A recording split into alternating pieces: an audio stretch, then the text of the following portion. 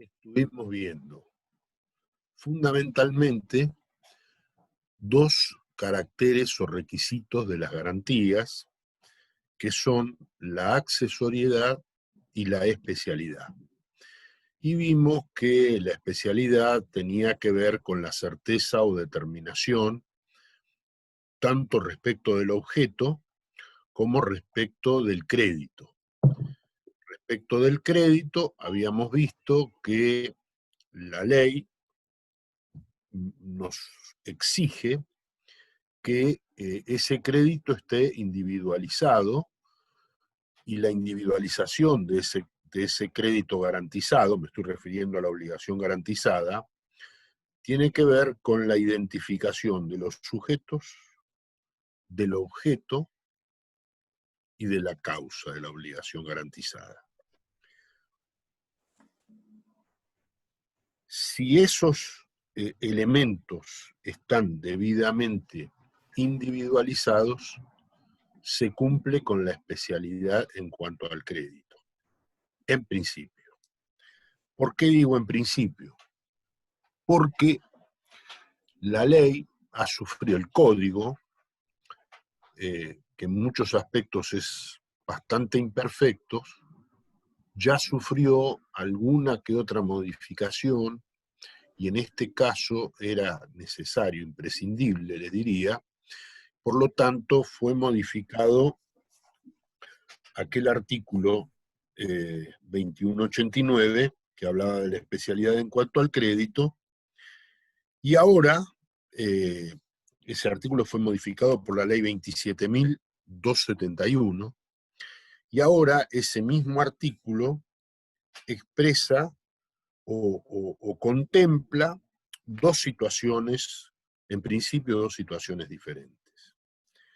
La primera es justamente cuando el crédito, la obligación garantizada, obligación que, como les decía en la clase pasada, no solamente puede ser dineraria, sino que puede ser de dar una cosa cierta o cantidades de cosas, puede ser una obligación de hacer, puede ser una obligación de no hacer, y en esos casos la cuantía o el monto se determina estimándolo, cuando no está expresada la obligación en dinero. El caso de una obligación de dar una cosa cierta o de dar cantidades de cosas, o el de una obligación de hacer o de no hacer, son ejemplos paradigmáticos de supuestos en donde inicialmente la cuantía no está determinada o no está expresada. Entonces hay que hacerlo. ¿Para qué?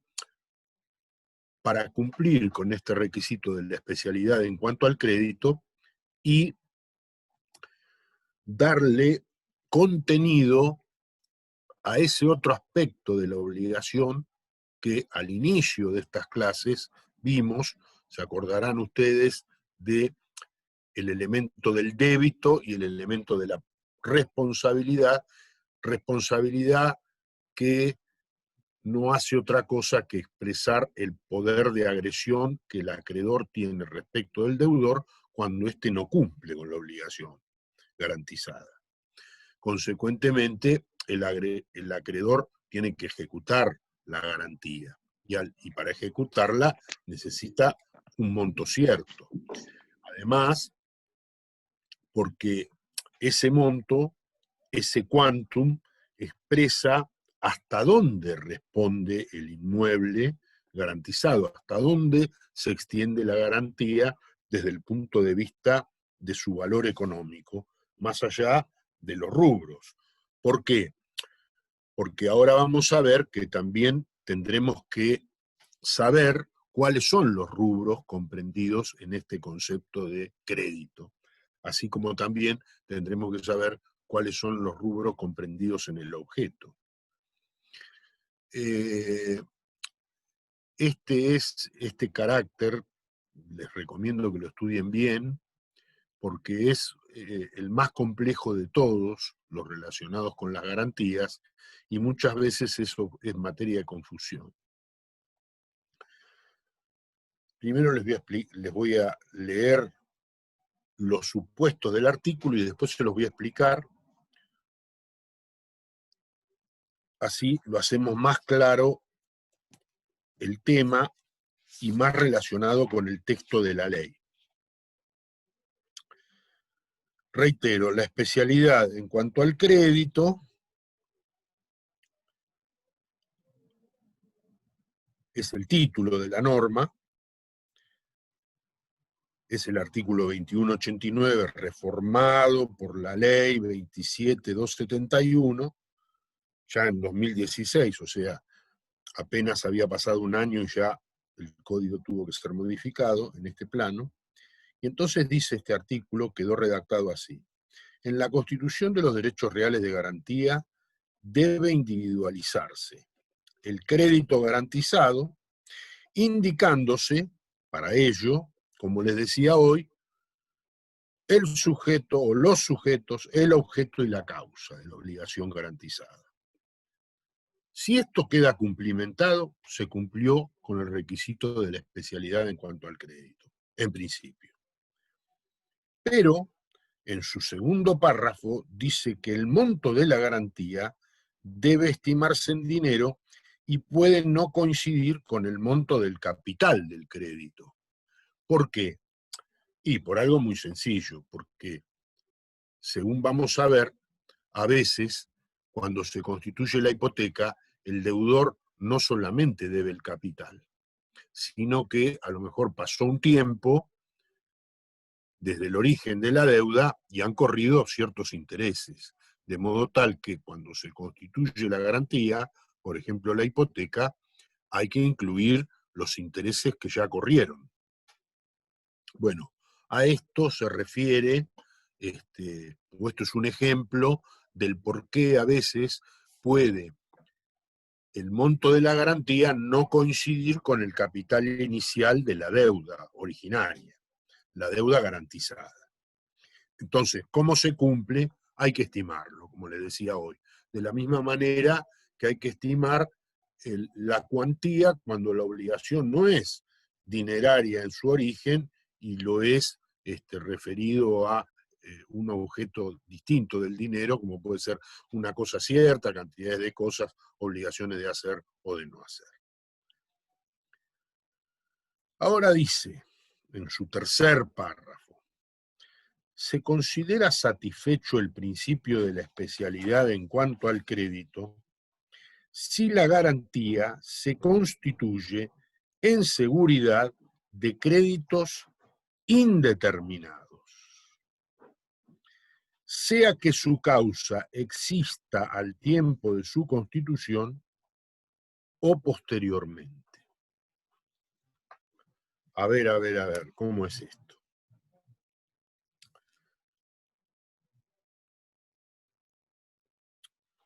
Existen algunos mecanismos tendientes a lo que en el derecho comparado se conoce con el nombre de la movilización del crédito hipotecario o la movilización de las garantías, etcétera, etcétera. Eso requiere que a veces los montos se amplíen porque también se deben ampliar las garantías. Si mi acreedor hipotecario me da un crédito por 100 y después, porque mi obligación se volvió más onerosa, porque hay mayores costos respecto de lo que yo quería hacer con ese dinero, por ejemplo, estoy construyendo, hay mayores costos, se alteraron los valores, etcétera, etcétera. Entonces yo voy a necesitar un suplemento de aquel crédito. Otra vez voy a tener que constituir otra hipoteca por este monto que se corresponde con el suplemento. Es algo antifuncional, es algo caro, hablando económicamente, y desde el punto de vista jurídico no tiene practicidad. De manera que ese monto inicialmente previsto por las partes, que fue objeto de la primera garantía, puede variar. Entonces, en esa variación pueden hacer un nuevo crédito o un suplemento del primero que de alguna manera pueda también ser objeto de garantía. Y ya que estamos, que sea objeto de la misma garantía que ya vincula al acreedor y al deudor. Y esto es lo que prevé la normativa cuando dice: se considera satisfecho el principio de especialidad en cuanto al crédito si la garantía se constituye en seguridad de créditos indeterminados, sea que su causa exista al tiempo de su constitución o posteriormente. Aquí me voy a detener, porque si no, ustedes probablemente se queden con un simple ejemplo como el que les acabo de dar, en donde es necesario un suplemento, y el de los mayores costos de la construcción, etcétera, etcétera. Pero en otros tiempos, esto dio lugar a lo que se reconoce o se reconocía con el nombre de hipotecas abiertas. ¿Cuál era la situación que dio lugar a las llamadas hipotecas abiertas? Las hipotecas abiertas fueron una suerte de remedio, si se quiere, a la necesidad de un mayor crédito por parte del deudor. Cuando existió una alta tasa de inflación y la moneda se depreciaba rápidamente, el descubierto que tenía el deudor en el banco no alcanzaba a veces para cumplir con ciertas obligaciones. Por ejemplo, llegaba julio o llegaba diciembre y había que pagar el medio aguinaldo, o los sueldos habían aumentado, o los valores de la mercadería habían aumentado, de modo que no se podía cumplir con la obligación o no se podía reponer stock, etc. Entonces, el deudor iba al banco y pedía más crédito.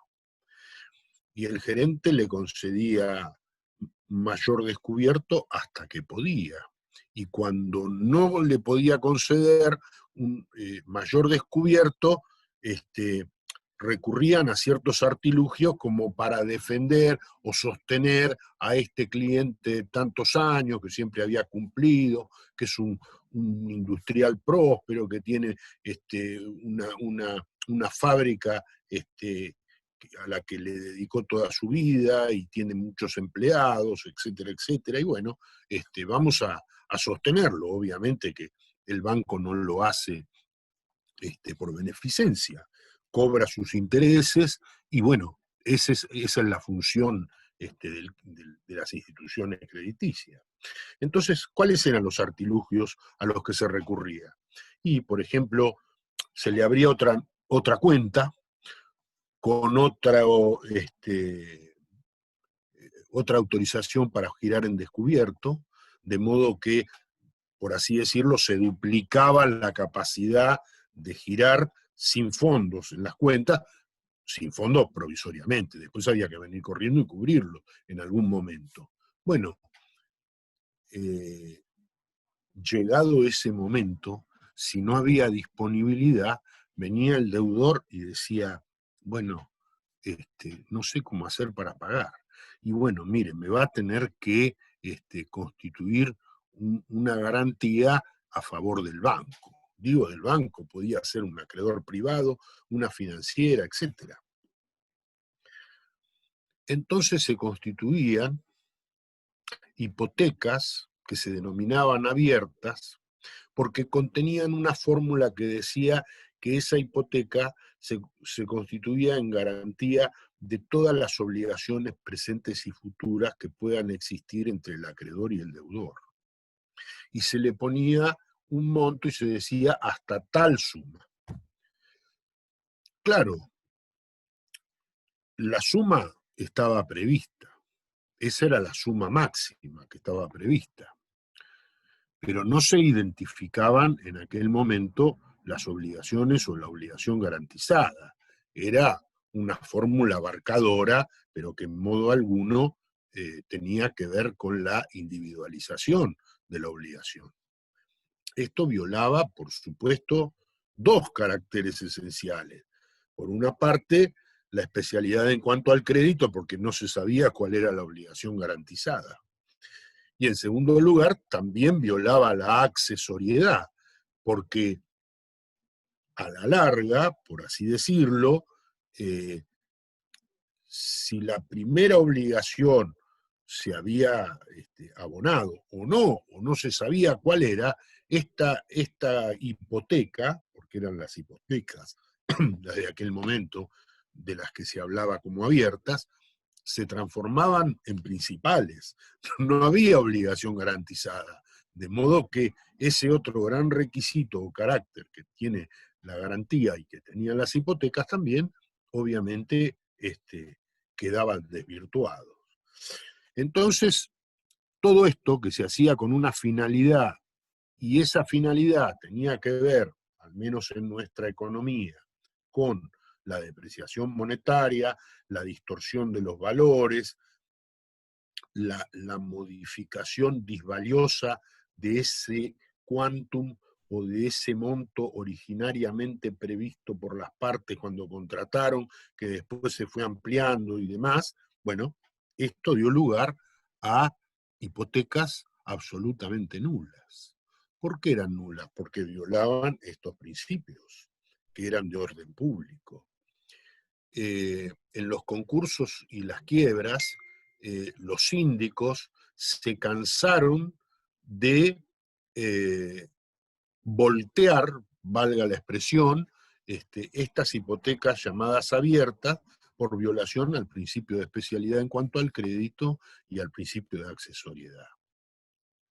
Entonces la ley debió necesariamente buscar algún tipo de mecanismo tendiente a atenuar este principio de la especialidad, dando así capacidad o posibilidad de que ese monto inicialmente previsto para una obligación ya nacida, ahora pueda servir en su máxima expresión como incluyendo a otras obligaciones posteriores. Y eso es lo que hace nuestro código ahora, recientemente reformado por la ley 27271. Es por eso que dice, vuelvo, se considera satisfecho el principio de la especialidad en cuanto al crédito si la garantía se constituye en seguridad de créditos indeterminados, sea que su causa exista al tiempo de su constitución, ya existía la obligación, está identificada la causa, a lo mejor no existía el monto exacto, pero la causa sí. Pero también puede que no existiera la causa. Entonces, este es el otro supuesto, dice, o posteriormente, es decir, que exista posteriormente. ¿Y cuáles son los requisitos para que esto sea posible y válido? Lo sigue diciendo la ley. Y dice, siempre que, y aquí cuando lean el código tienen que hacer dos puntitos, porque ahora sí viene la parte de la exigencia, de los requisitos. ¿Cuándo? Siempre que qué. Y ahí vienen. Primero, que el instrumento contenga la indicación del monto máximo garantizado por todo concepto. ¿Qué quiere decir esto? Quiere decir que yo, acreedor y el deudor, tienen que decir, bueno, ¿hasta cuándo, hasta dónde podrá llegar esta garantía? Y entonces le ponemos un techo lo suficientemente alto como para prever que aquí puede entrar ese capital inicialmente previsto, algún suplemento que el deudor va a necesitar, intereses, etcétera, etcétera, etcétera. Entonces, bueno, vamos a poner un máximo. Ese es el primer requisito. el monto máximo debe estar expresado en el instrumento constitutivo. Entonces, primer requisito, que el instrumento contenga la indicación del monto máximo garantizado por todo concepto, capital, suplementos, intereses, etc. Segundo requisito, que la garantía que se constituye es de máximo. Esto requiere de una explicación. Este tipo de garantías o de hipotecas, si ustedes quieren, aunque es aplicable a todas, las garantías, prendas, anticresis, pueden ser o ubicárselas dentro de una categoría que se denomina, por ejemplo, hipotecas de máximo. Las hipotecas de máximo son una categoría especial. ¿Por qué? Porque en ellas el monto que se expresa es el monto máximo hasta donde la misma podrá alcanzar, es decir, hasta donde la garantía puede llegar a alcanzar por todo concepto, pero que en modo alguno tiene que ver con el monto del crédito inicialmente garantizado. Son de máximo justamente porque son una categoría especial de garantías de hipotecas, de prendas o de anticresis. Entonces, el primer requisito es que diga cuál va a ser el monto. El segundo requisito es que diga que esta hipoteca o esta garantía es de máximo, es decir, incluirla dentro de esta categoría especial. Y el tercer requisito es el plazo al que se sujeta. Ahora vamos a ver qué es esto del plazo. Sigue diciendo la ley. El que no puede exceder de 10 años, ese plazo al que se sujeta.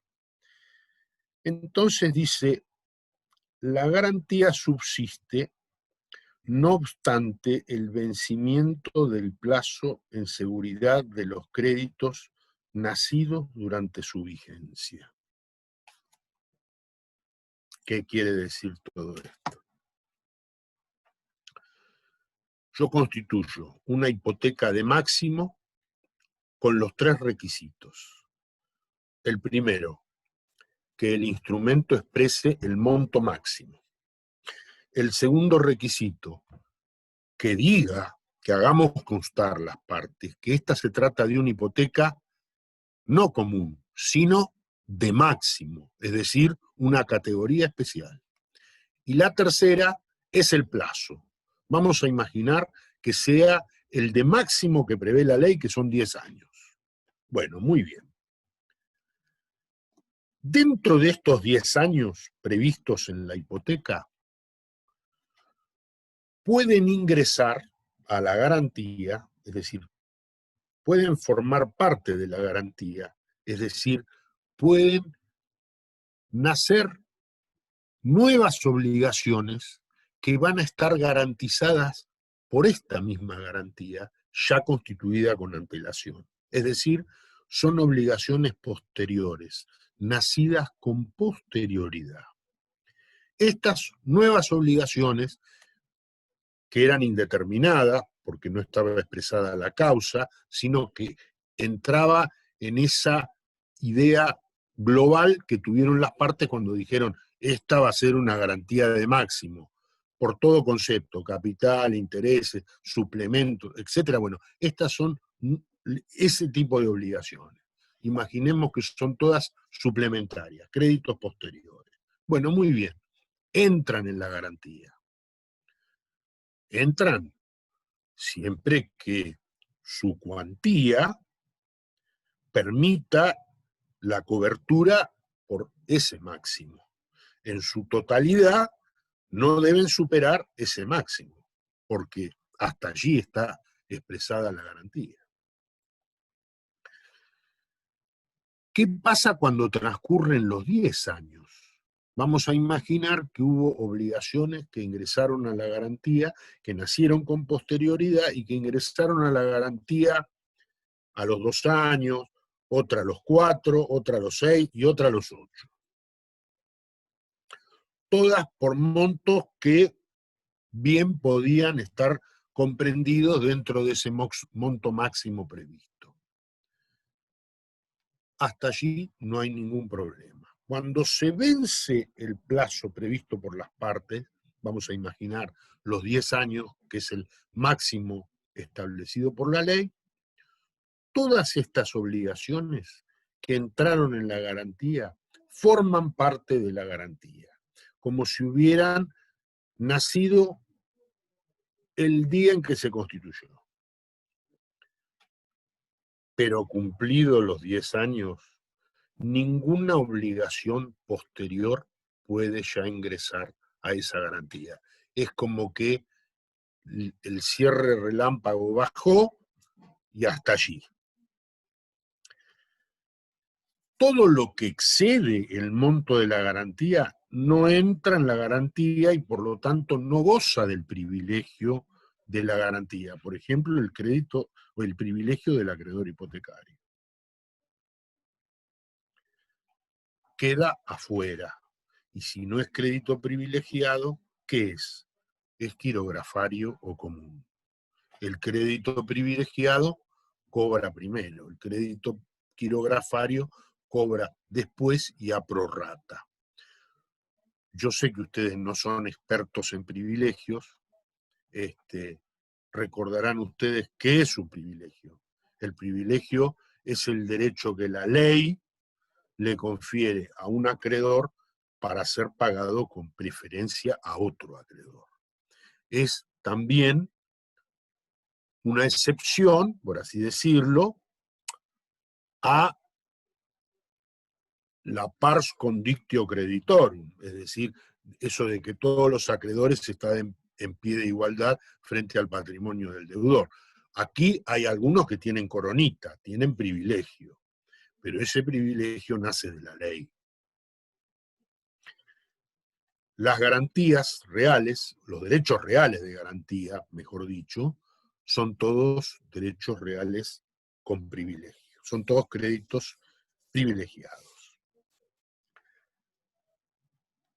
Ahora vamos a ver dos aspectos que tienen que ver con la extensión, tanto del objeto, se acordarán ustedes que la especialidad tiene que ver con el objeto, y también tiene que ver con el crédito. Bueno, primero vamos al objeto. Dice que la especialidad en cuanto al objeto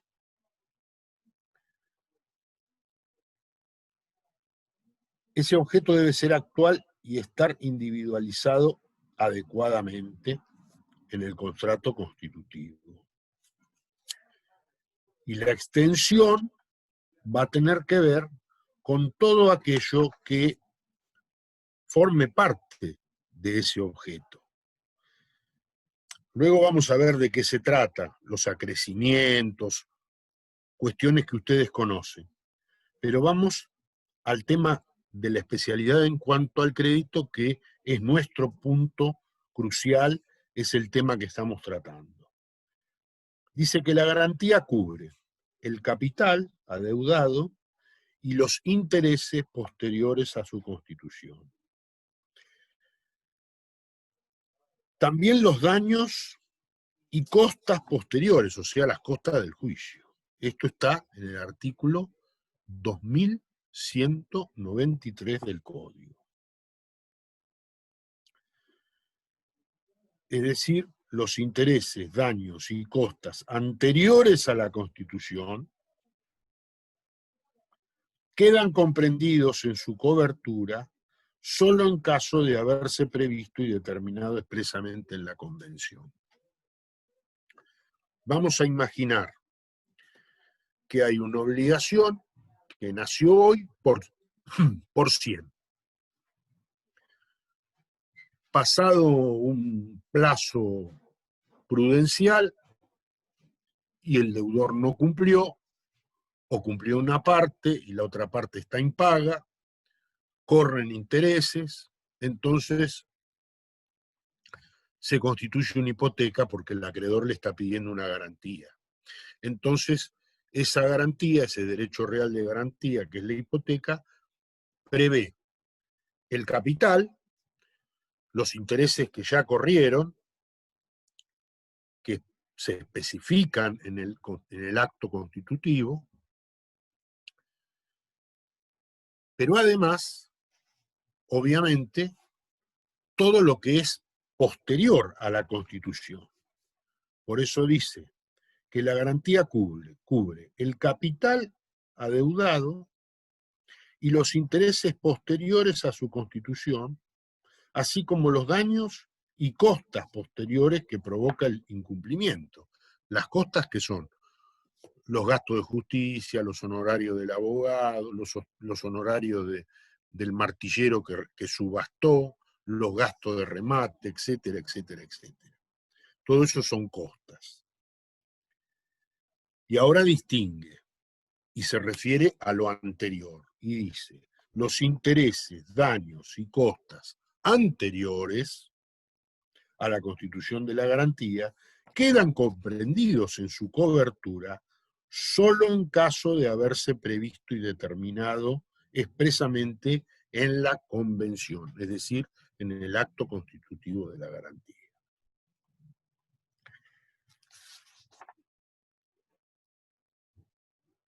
Hasta aquí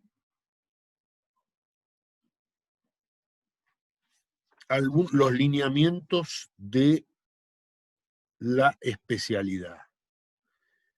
Y para terminar, quiero recordarles que,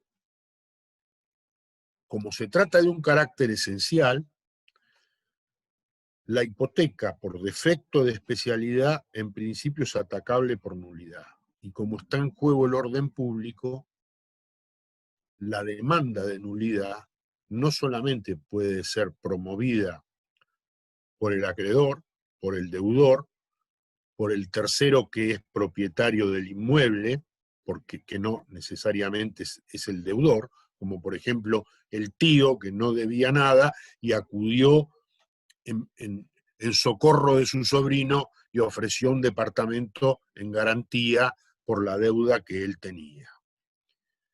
Todas esas partes pueden demandar la nulidad, pero también pueden hacerlo los terceros interesados.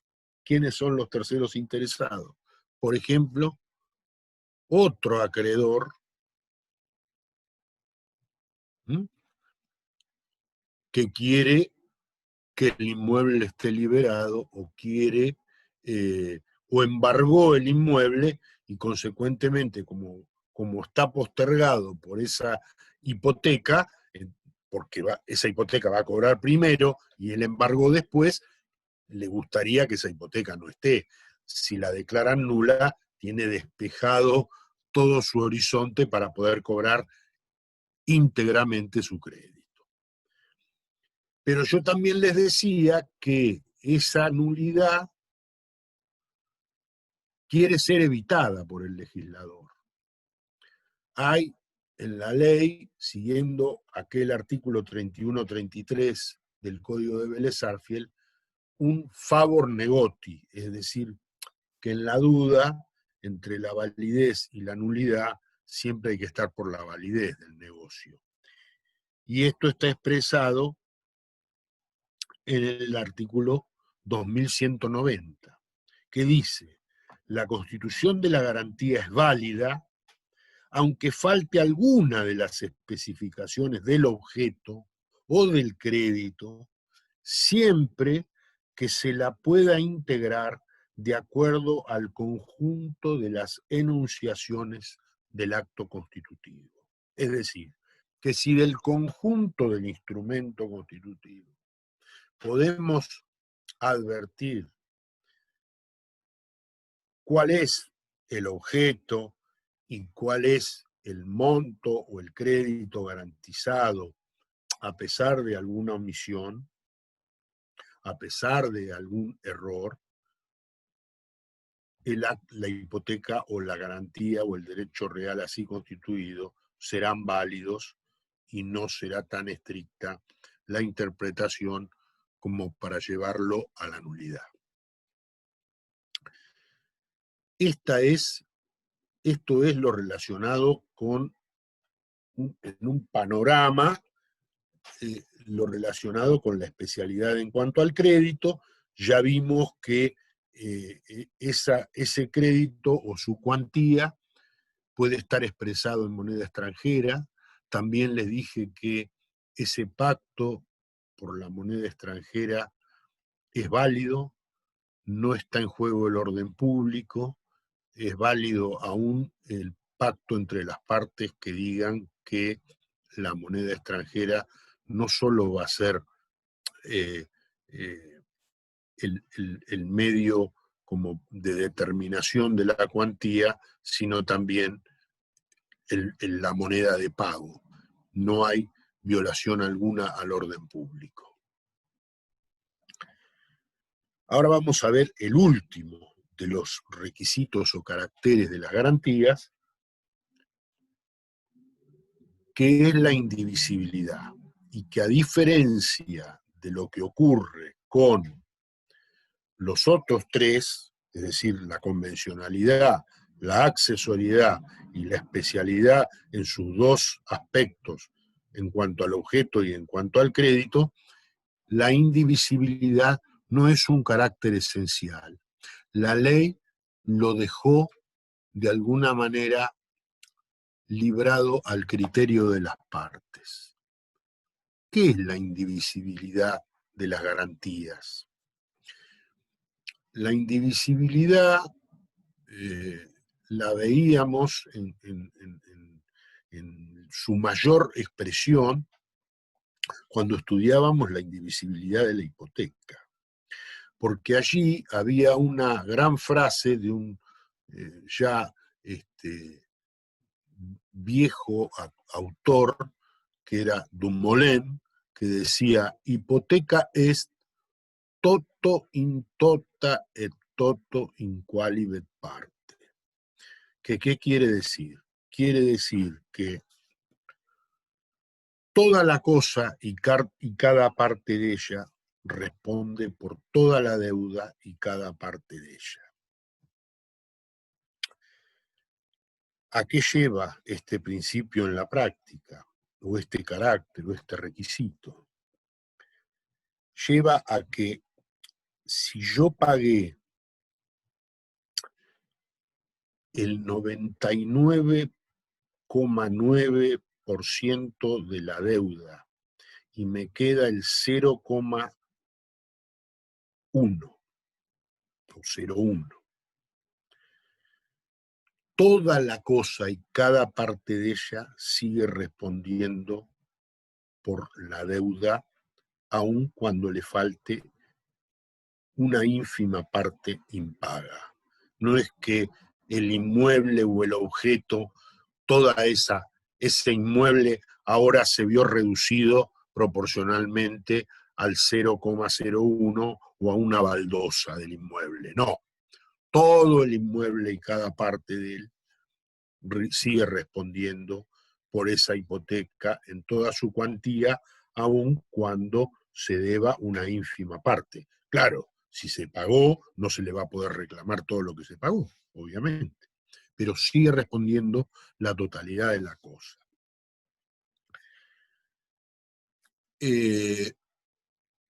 Ya vamos a ver que la ley lo deja librado a las partes, pero esto en principio es una elección del legislador, porque tenemos que por una parte el objeto de la garantía es indivisible, en principio. La cosa es indivisible, la cosa dada en hipoteca, por ejemplo, es indivisible por naturaleza.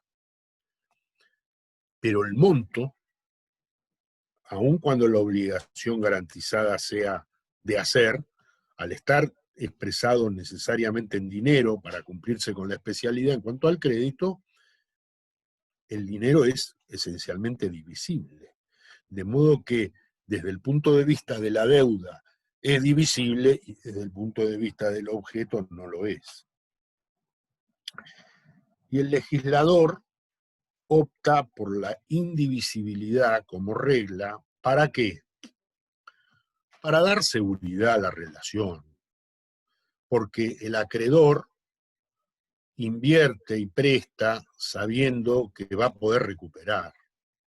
Pero esto no es un criterio pro acreedor. Al contrario, es un criterio pro deudor. ¿Por qué?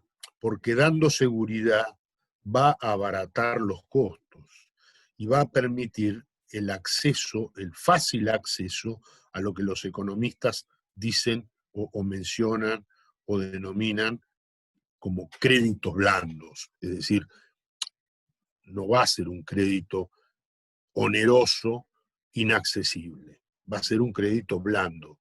Y el acceso a los créditos blandos es lo que han permitido algunas casitas, algunas chimeneas en los terrenos que eran baldíos.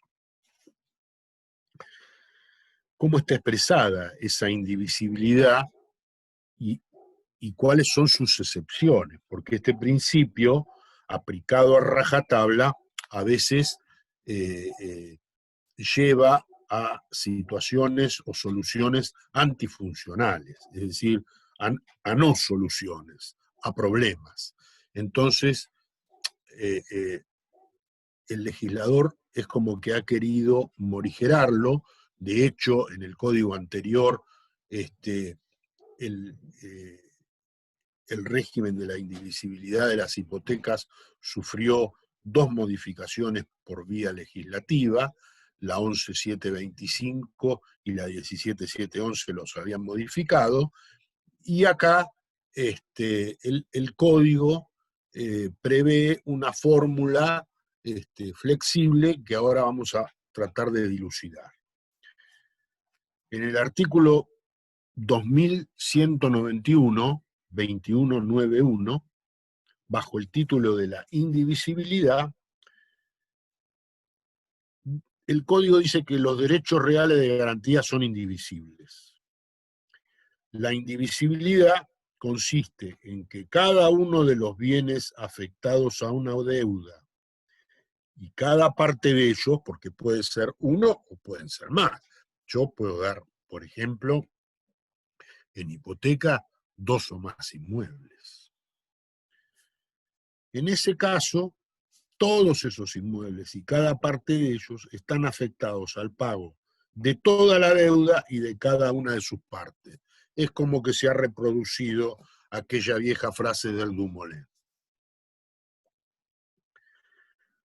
Ahora dice, el acreedor cuya garantía comprenda varios bienes, como tiene el ius persequendi derivado del derecho real, puede perseguirlos a todos conjuntamente. Es decir, que si acá se constituyó, por ejemplo, una hipoteca por un monto muy importante, que tiene como objeto un piso, un campo y 2 chalets, y esa obligación resultó incumplida, el acreedor puede perseguir a todos esos inmuebles que son el objeto de la garantía de manera conjunta para poder subastarlos y cobrarse, por vía compulsiva, obviamente. También puede perseguir a solo uno o algunos de ellos, porque dice, bueno, con el campo me cubro, entonces voy por el campo, o con el campo y el piso frente al mar me cubro, por lo tanto a los otros no los persigo. Es decir, que el legislador deposita en el acreedor la medida de su interés y dice, bueno, usted por ley puede perseguir a todos conjuntamente. pero puede no hacerlo. Entonces dice, el acreedor cuya garantía comprenda varios bienes puede perseguirlos a todos conjuntamente o solo a uno o algunos de ellos, con prescindencia de a quién pertenezca o de la existencia de otras garantías. Si hay otras garantías que graban esos bienes, a él no le importa. Él va por todos esos bienes. Esa es la regla que surge de la indivisibilidad. Pero la ley, como considera que este carácter de la indivisibilidad no es esencial, sino que es natural, surge naturalmente de la noción misma de garantía, entonces prevé la posibilidad de que las partes dispongan lo contrario. Entonces, en la parte final del artículo dice, puede convenirse la divisibilidad de la garantía respecto del crédito y de los bienes afectados. Respecto del crédito, porque a lo mejor son dos o más los acreedores, entonces uno por ahí cobró y el otro no. Entonces se puede fraccionar el crédito diciendo, bueno, la parte que correspondía a Juan ya no la tiene que pagar, porque Juan cobró. Ahora vamos a dividirlo respecto de José, que no cobró. Pero también puede fraccionarse el inmueble, aun cuando sea uno. ¿Cómo se puede hacer? Y imaginemos, por ejemplo, que hay un señor que tiene un predio y que quiere lotearlo para vender sus lotes y por lo tanto lo subdivide. Pero para subdividirlo necesita crédito para realizar las mejoras indispensables para que le aprueben el loteo. Mensura, deslinde, planos, etcétera, mejoras urbanas que tienen que ver con el derecho administrativo. Todo eso requiere de una inversión cuyo importe no dispone. Entonces, hipoteca las 2 o 3 manzanas que tiene para lotear. Le aprueban la subasta y pone todo en venta. Claro, lo vende en cuota, de manera que mientras va cobrando le va pagando al banco, que es su acreedor. Pero puede suceder que venga un señor y diga, yo quiero estos 3 lotes que están acá, la esquina, la anteesquina y el del medio, porque me quiero hacer un soberano chalet. Y lo quiero pagar al contado, pero quiero que me saque del medio la hipoteca. Yo lo compro, pero libre de toda hipoteca.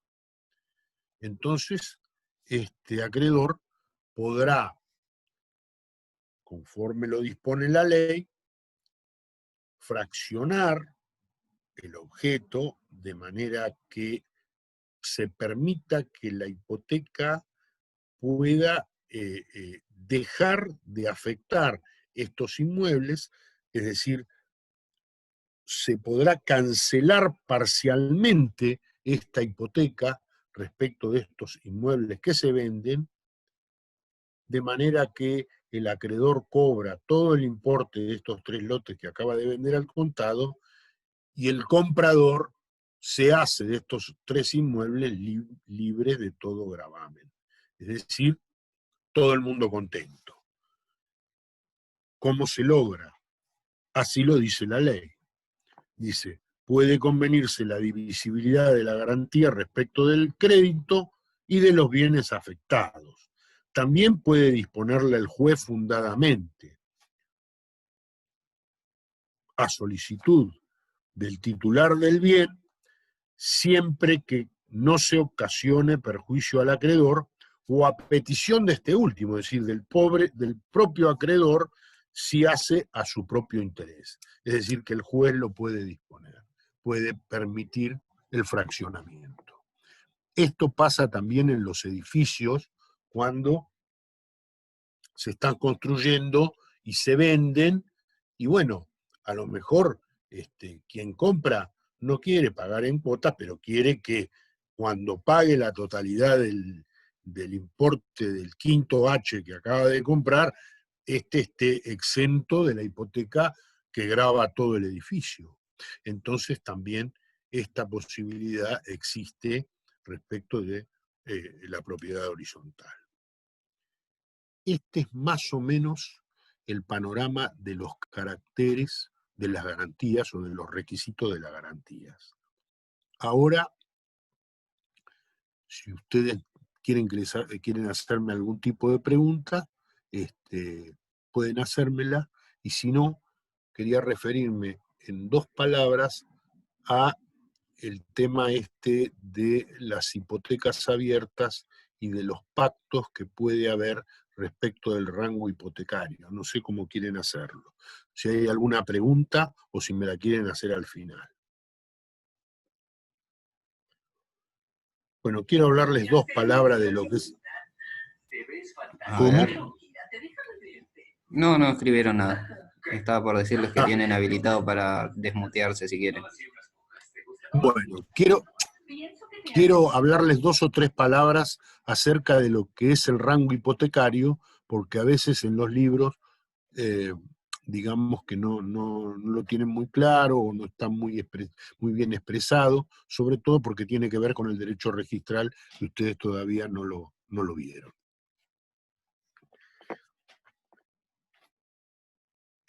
Ustedes saben que los derechos reales están regulados por normas de orden público, indisponibles en principio para las partes, sobre todo en las llamadas normas estatutarias que rigen la estructura del derecho real. Por eso es que le preguntábamos tanto acerca de la estructura, qué es lo que está comprendido dentro de la estructura del derecho real. Es decir, que esa parte, en principio, es indisponible para las partes y surge de la ley.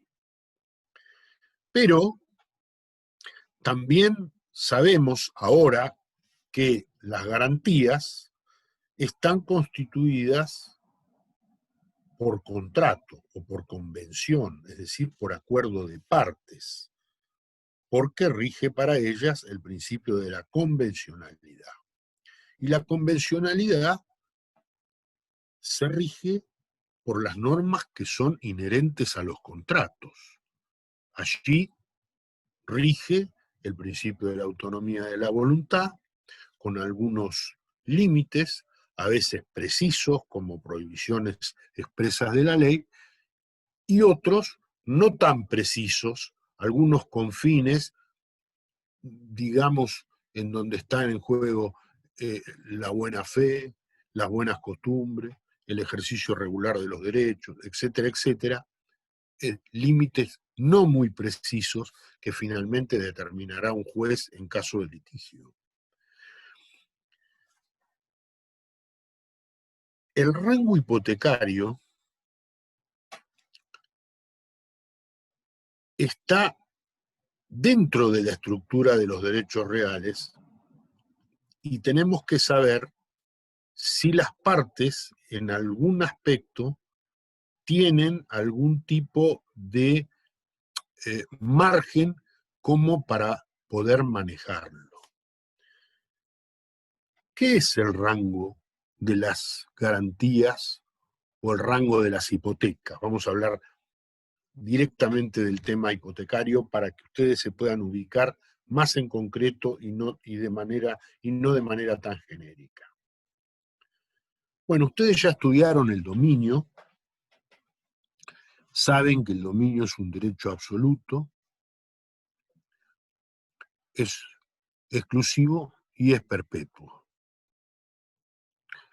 Y que es imperfecto, entre otros aspectos, cuando el mismo está desmembrado, es decir, cuando hay un derecho que se constituye sobre el mismo a favor de un tercero. Eso produce un quiebre en las facultades del dominus y una parte de esas facultades van a parar al titular del otro derecho real que grava el dominio. Esto nos lleva a pensar que hay derechos reales que pueden constituirse y coexistir válidamente respecto de una misma cosa. Es decir, que una cosa puede pertenecer a una persona, el dominus, hay un dominio, pero además ese dominio está grabado con un derecho de usufructo, por ejemplo, a favor de una persona, pero además tiene una hipoteca a favor de determinada institución, un banco. Se trata de un dominio desmembrado.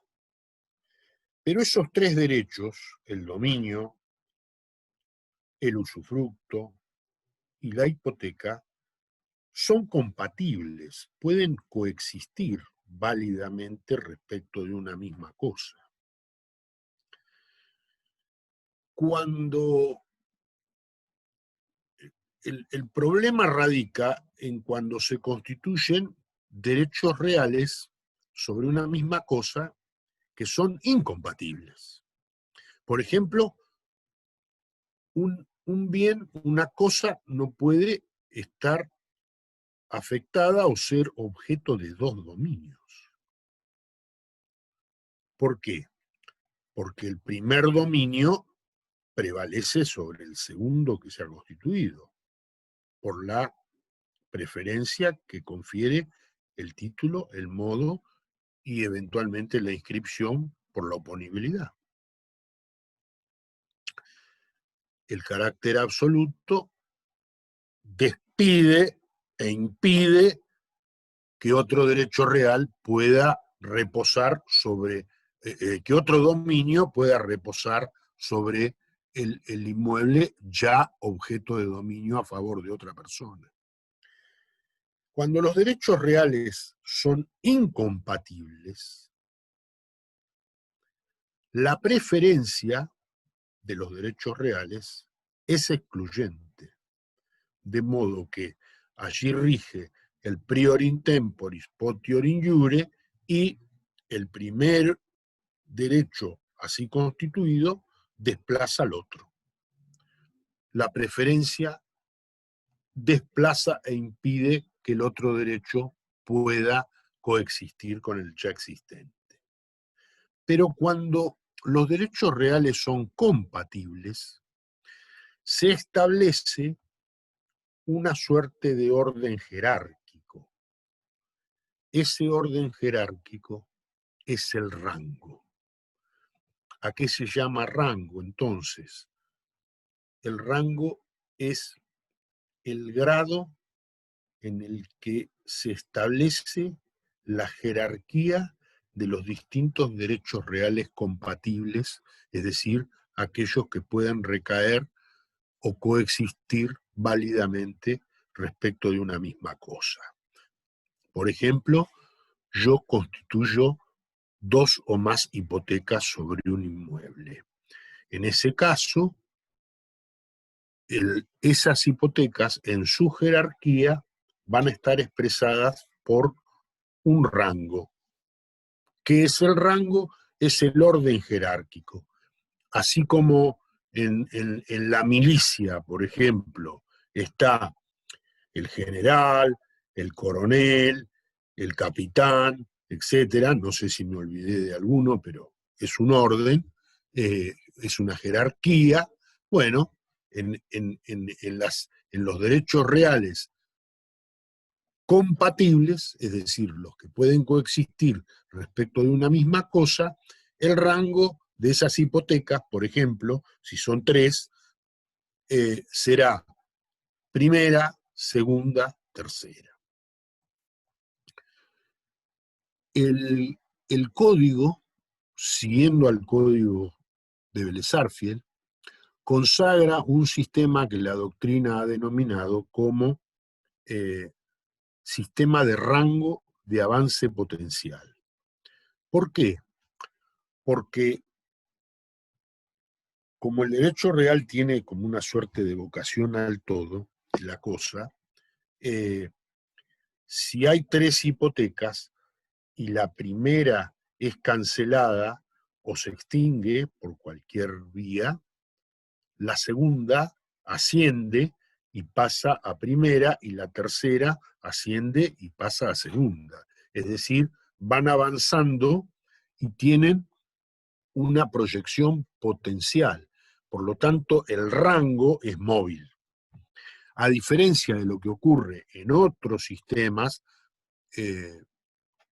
como los sistemas germanos del código suizo de las obligaciones o el código alemán, el BGB, en donde el régimen de las hipotecas es el de rango fijo o convencional en el caso de del código suizo también. En esos supuestos, al ser el rango fijo, le da una cuota del valor del inmueble que está disponible para las partes, de manera tal que, cancelada una hipoteca, no hay ningún movimiento. Ese espacio queda vacío, como queda vacío un cajón de un escritorio al que se le sacó el contenido, lo que tenía dentro. En nuestro derecho no es así. Pero el sistema, sobre todo concordado con las disposiciones de la ley 17.801, que es la ley de registro, permite que las partes puedan disponer de la posición registral. ¿Cómo? Bueno, en el ámbito registral, a modo de anticipo, el prior in temporis potior in iure, en principio, queda expresado con la fecha de inscripción.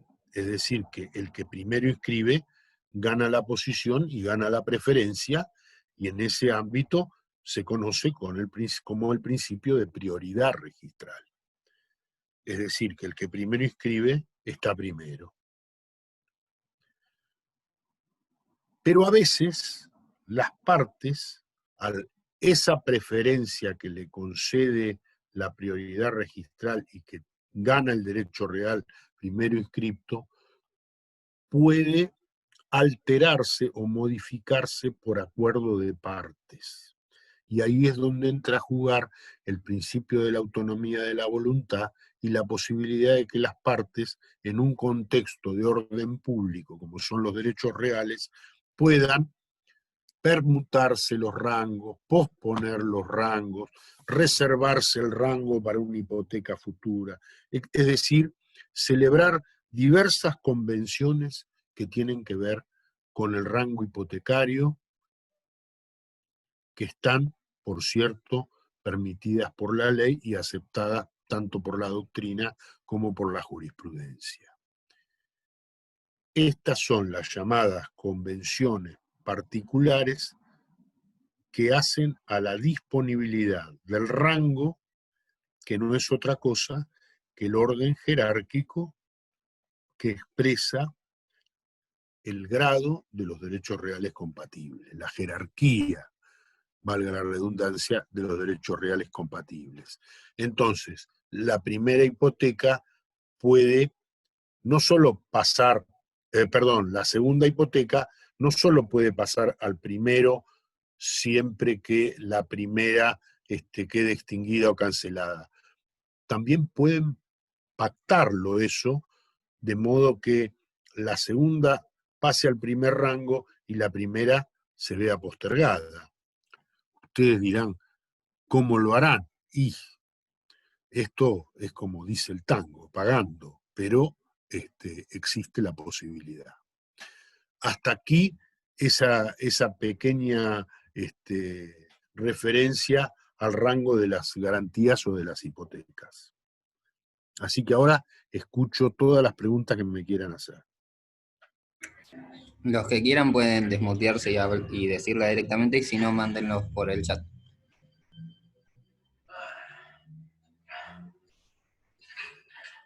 Hola. Había dos, pero una ya se la contestaron en el chat, y el otro era, mientras que usted hablaba, Constanza Antinsta preguntó, ¿es lo que se conoce como sistema de rango de avance potencial? Exacto, es ese. Y la otra, que no se la hago igualmente hasta que hagan otra. A ver. Bueno, ahí hizo una franco retrieve. ¿Qué suerte corren los derechos reales que no gozan de privilegio en caso de ejecución? Bueno, en principio los derechos reales tienen privilegio, pero hay algunos que no lo tienen, por ejemplo, si no están inscriptos. Obviamente que en esa, respecto de ellos se verán postergados por regla por aquel derecho que tiene la preferencia. Pero recordarán ustedes que en algunos casos, aun cuando ciertos derechos no están inscriptos, no pueden prevalerse de la falta de inscripción aquellos que hayan conocido o podido conocer la existencia del derecho real porque conocieron acerca de su título o también conocieron algunas circunstancias que tienen que ver con el modo, aunque la ley no lo diga, pero es así.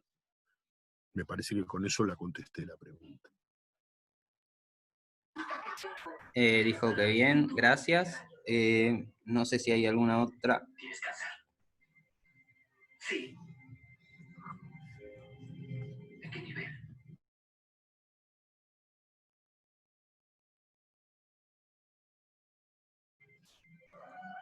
Parece que, a ver, ¿cuáles serían los derechos reales compatibles?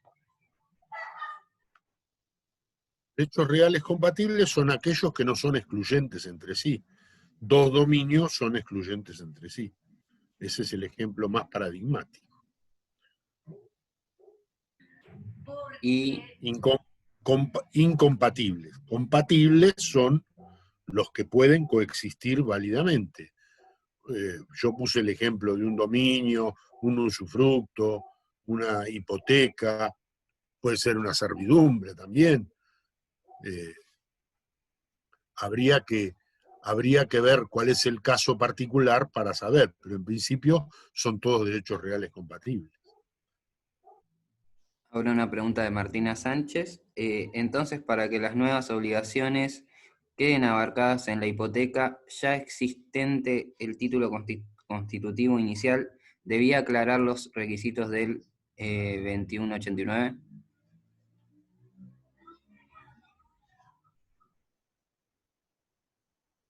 En principio, esto es retrotrayéndonos al caso de la especialidad en cuanto al crédito. La especialidad, en principio, requiere de la certeza o de determinación. ¿De qué? De la obligación garantizada y sus elementos. ¿Cuáles son sus elementos? Sujeto, objeto y causa en principio. También el monto, porque el monto hace a la expresión de la cuantía que de alguna manera determina la extensión de la responsabilidad. ¿Hasta dónde responde ese inmueble grabado con un derecho real de garantía? Ese es el régimen común, el ordinario. También forma parte de este régimen aquel supuesto en donde, si bien la obligación no es dineraria en su origen o en su naturaleza, y por lo tanto no está expresado el monto, como es una obligación de dar una cosa cierta, o de hacer, o de no hacer, o de dar cantidades de cosas, en ese caso el monto hay que estimarlo. ¿Cómo se estima? Porque las partes determinan cuál es el monto de en el que estiman esa obligación a los efectos de la garantía y así lo insertan en el acto constitutivo. Pero los demás elementos de la obligación, sujetos, objeto y causa, están expresados en el acto constitutivo. Este es el régimen, si se quiere, común de las garantías. Pero hay una categoría especial que son las llamadas garantías de máximo. En esas garantías para que se tenga por cumplido el régimen, el requisito de la especialidad en cuanto al crédito, porque ahí va a haber obligaciones que no están determinadas en su origen, hay que consagrar, primero, hasta dónde llegará el monto máximo. Segundo, decir expresamente que se está constituyendo una hipoteca o una garantía de máximo. Y tercero, determinar el plazo. Todas aquellas obligaciones que nacen durante el plazo que va corriendo entran en la garantía siempre que la cuantía de las mismas así lo permita. Pero cuando se cumple el plazo previsto por las partes, que en su máxima expresión son 10 años, allí las obligaciones que nacen con posterioridad no entran en la garantía y por lo tanto no dan lugar a créditos privilegiados, sino a créditos quirografarios en principio. Esa es la respuesta.